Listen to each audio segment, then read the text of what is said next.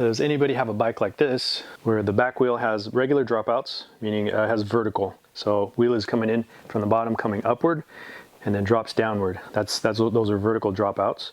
And then the other style, the openings would be this way. So it's able to receive a wheel. The wheel would come in this way, will come in towards the frame, and then it would go outward away from the frame. Reason being for that one is maybe you're running a single gear, and we have a chain, so we're not going to be changing gears at all. So we need to create tension on that chain. Once we get that wheel in there, wrap it around that gearing, pull that wheel back, slide it in the horizontal dropout, and it'll tighten up the chain. So this wheel has a little added plus here. So it's got a regular through axle, not a through axle. Through axle is going to be solid and about 12 millimeters thick in diameter if it's for the rear. This one here has what would be traditional quick release, so probably talking about a 9 millimeter opening. So there's a rod that goes through from one end to the other. This side, we're using a tool, something like an Allen tool, probably a 5 mil. And then the other side, there's just a regular knob, so this screws on. So your other style would be something like this with a quick release. So it's got this flip handle you would use with one hand, and the other side has a knob that screws on. This one, all they did was get rid of that handle, that convenient handle. So it's quick, it's fast. Why they got rid of it, who knows? Save weight, maybe deter a thief from stealing it, something like that. So with this here, this actually screws off. A lot of times you don't have to take this off completely. You're just loosening slightly, and then you can leave this in place. Right here, there's going to be a cone spring. The cone shape is always pointy, and it's going to point inward towards the center of the wheel, or if there's two of them, the two of them will be pointing towards each other. They drop, they hit the ground. If you get these upside down, there will be an issue. So this is the threaded end cap, and this one has some ridges right here, so that's telling you that's always going to go against the frame. It's going to grab the frame, help that wheel stay in there nice and tight. And then we have a cone, so a little pointy towards the top, wider at the base. This would go on correctly like this. This would go onto your skewer, something like this. So pointing in, going inward, pointing this way. And then this guy over here, you have the same thing. This one will get stuck here sometimes, but you can maybe coax it out, pull it out. So you have two cones facing the same direction. And then the way these are going to work, one stays on one side, one stays on the other. If you lose these, just make sure they're going in the correct orientation.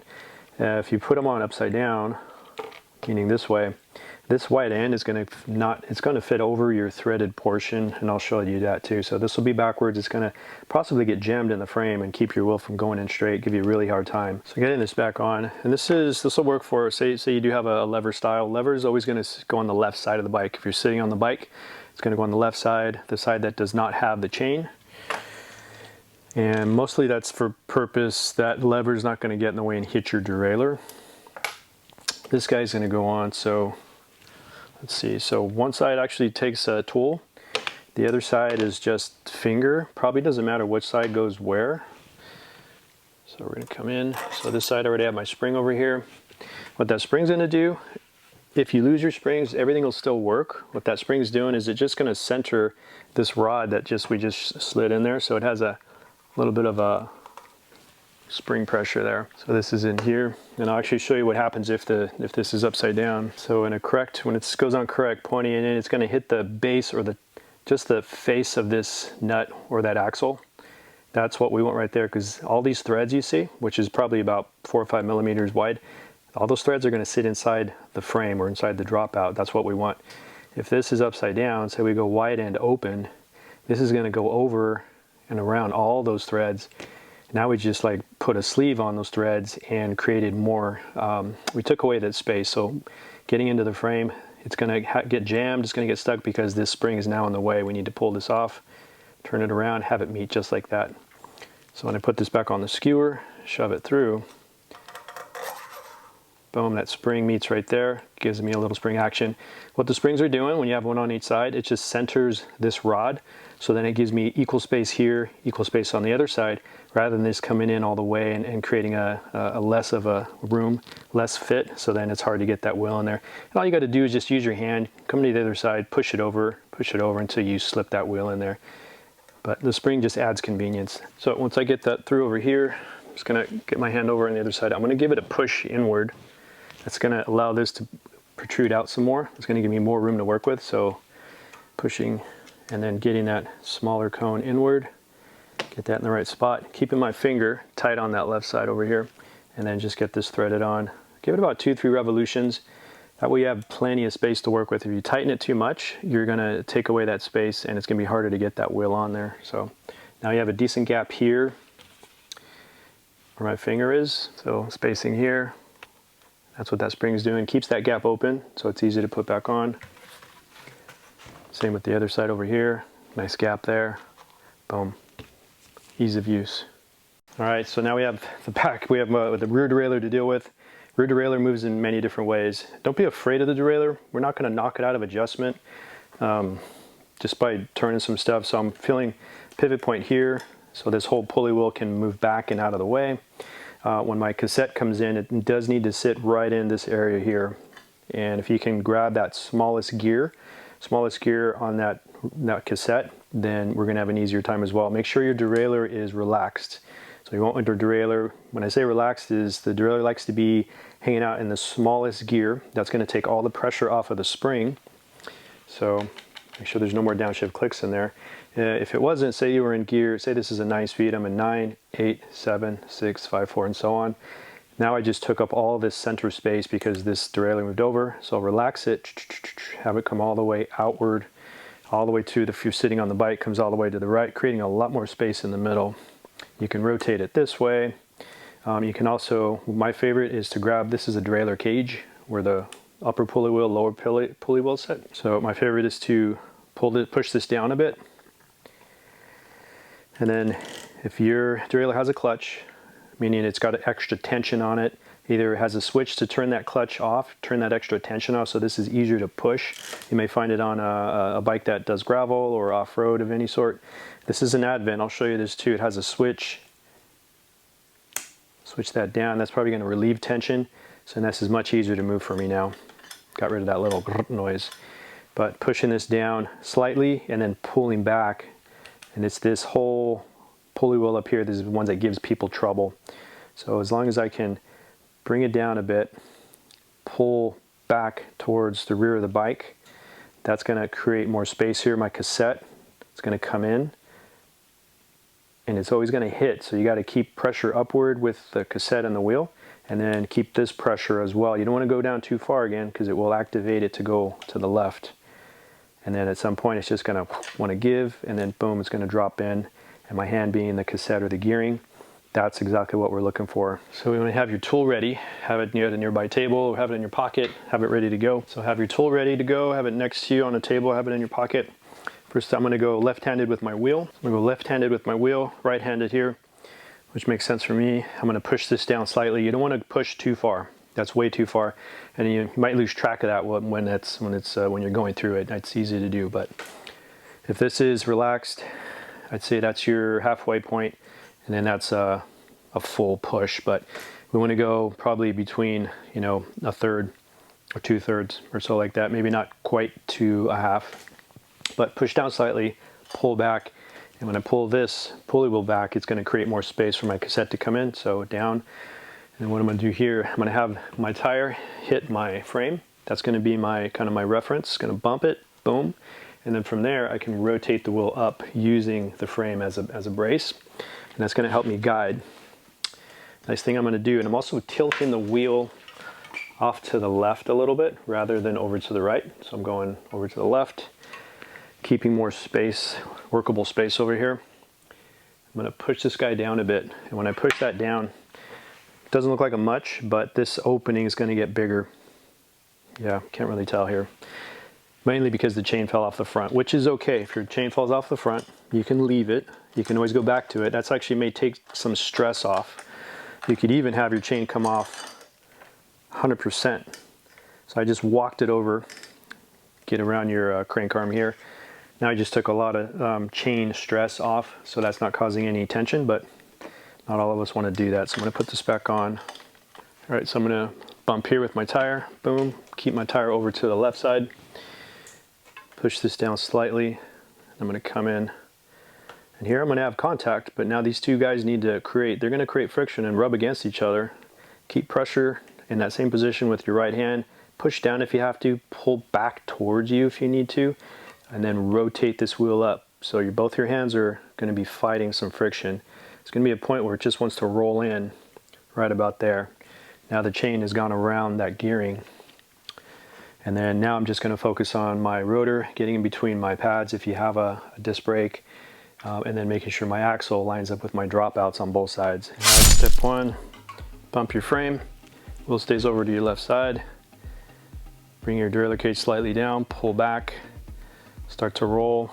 Your cassette's going to meet that upper pulley wheel. They're going to kind of roll and have some friction together. You're going to hit a certain point where it wants to pop in, kind of like if there's 100%, 100, bottom, middle. As soon as we cross that middle, you're almost home. And then I'm just going to focus on the rotor, getting in between the two brake pads, and then just keeping pressure up, keep that wheel upward. So at this point, rotor's still low. Wheel's kind of hanging in by itself because the derailleur here, the way it's spring, it's holding the wheel up in that position, but it could fall at any moment, but sometimes it will stay once you get to know it. At this point, we got the rotor, got the caliper, two brake pads, and we just need to get in between that brake pad, keep that pressure up, and then now we're looking at our dropout here, and then just trying to get up in there, boom, holding pressure upward the whole time. So you always want to keep that wheel coming upward. Once you get the idea, the positioning of your openings of your dropouts, then you know that wheel has to come in this direction. Some might be slightly pointed that way where you're coming in, pulling this way opposed to pulling straight up. That's still considered a vertical dropout. But putting my hand here at the top 12 o'clock position, I'm going to pretend that there's a string from the tire all the way up to the ceiling. So I'm pulling straight up, keeping that constant pressure, because as soon as you release, that wheel's going to want to fall out and you're going to lose anything you worked for. I'm going to get my tool ready. If you have a through axle, maybe you get your tool started in there. If it holds it, mine's kind of shallow, so I'm going to hang on to my tool. But boom, and my right hand is just keeping constant pressure upward the whole time. If you need help, you can get your thigh up here. Now you have your two hands free. So if you need to, which I may have to start turning this to tighten. But what happens is the other side is spinning along with the left side. So you're going to have to hold one side. I'm going to hold one side with my right, and then just, if it's very loose, instead of just twisting a tool and dropping it, I'm going to use my right hand and just twist, twist, twist, twist, get all that looseness out of there until I feel tension. And then at this point, I don't really care if my wheel is slightly off in the frame. As long as I'm in there where I'm supposed to be, I can at least get some relief, snug it up. Now I can rest, take a break if I need to. If we're going for complete straight alignment, and this is what I recommend. So even though the wheel might be slightly crooked, at least it's in there, it's in its home, it's in the neighborhood. Then we can go back at a later time, or whenever you're comfortable, to make sure that that wheel's straight in the frame. Now if you're working in a repair stand, which I do often, I never trust myself to get the wheel completely straight. If your wheel is crooked a little bit in the frame, left or right, then your braking may be rubbing. You're going to think, oh, I need a brake adjustment, when you don't. And then you just messed up your brake system there. Or if you're adjusting brakes, whole cassette could be slightly crooked, which means your shifting is going to be off just a little bit. So confirm that the wheel's straight, and then you can go from there. Then after you got rubbing brakes or funky shifting, then you can address those issues. Otherwise, you're going to create more problems for yourself. So I'm always going to bring this down to the ground, loosen that up, crack it loose a little bit, let that wheel get free, let it find its home. Maybe it wiggles and jiggles, give it a little tap, it'll find its home. So we want that axle. The axle's sitting on the frame here and here. The axle's crooked. As soon as you open that pressure, it's gonna move and center itself. Maybe just a little wiggle jiggle just to confirm it's there, and then we're good to go. So when centering your front or rear wheel, if you have a through axle, the through axle is gonna straighten this in the frame for you automatically. Those are the beauty of a through axle system. But when you have a quick release, or in this case, this is quick release like, but lacking the lever, I still got to use a tool. Balance the bike straight up and down, vertical. Never want to touch this tire. You don't want to hold the bike with the tire between your thighs, because then you're going to influence it. If the bike wants to go this way, the wheel is going to go to the other direction, and then your wheel is going to be crooked in the frame. So balance straight up and down. Find your tool. Either if you have a quick release, if it's for the rear, just flip that open, that 50%, and that's all you need. You don't need to loosen, you don't need to unscrew after that. Just flip it open, and then boom, it's totally free. It's not like the front, where the front has a little catch if you're taking the wheel off 100%. Get that pressure off of there. And I just heard and I saw the wheel shift. Sometimes you hear it, sometimes you feel it, sometimes you don't. But I'm still going to give it a couple courtesy jiggles. I'm going to give it a vibration tap. If you don't want to do that, give it a little jiggle left and right. And remember, we're not holding the wheel, we're not balancing the bike with the wheel. When we got to go to tighten, yes, it's going to be a little tricky. That's where you got to maybe balance the bike on your side, have the seat touch you, the frame touch you, but whatever you do, don't touch the wheel. Make sure the bike is staying upright, and then come down and just tighten. If you have a flip release, just get that pressure correct. If the pressure's too loose, flip it open, adjust with your right hand, quarter turn, half turn, till you get that perfect tension. When you close it, don't close against the frame, close somewhere open so your hand can come in and get full grasp. No, and you'll get better power. And then tightness, that's a tough one, especially if it's a quick release. You just want enough pressure where that wheel's not going to fall out. Not so tight where you cannot push it closed 100% or you can't open it. So it's just kind of a trial and error thing. You can also double check. You can get your eyeballs on your left side, get some eyeballs on the right side. What we're looking for is you may see some old dirt lines, an old witness line letting you know, hey, it may not go here. It's not in 100%. Assuming it was put on the correct way. You know, somebody could have put it on crooked, and yeah, we'll see an old dirt line. But let's see. Yeah, as soon as I drop that down just a little bit, gonna hang out there. So we see that little bit of a white marking, some notching that's embedded into the paint, into the metal. Totally normal to see that. So this area here, that's telling me that this wheel has now gone crooked to the left. It's not in 100%. So we need to fix that. You may be able to do this in the stand, but like I said, sometimes I think I get it perfect and sometimes I don't. But as I'm doing this, I'm gonna keep pressure. I'm gonna be pulling upward the entire time. So my right hand's pulling pressure right now before I even turn. Crack that loose. Heard that little bit of noise. I no longer see that old dirt line or witness line. Now I'm gonna tighten this back up. And you might be okay. You can always check here. You can give it a spin. And you do this anytime that wheel goes back in. Whether you bring it down to the ground or not, if you're in a hurry or you don't care to take that extra step. My wheel's spinning good. I'm not getting a brake rub. Nothing, or even if I have rim brakes, make sure that nothing's rubbing over there because that would mean that your wheel is really crooked. So getting good movement there. So if I had to jump on the bike right away and dog's chasing me, I'm out of there. I'll jump on this thing. As long as you have this tight enough, you know, you can always go back to this and check it out at a later date.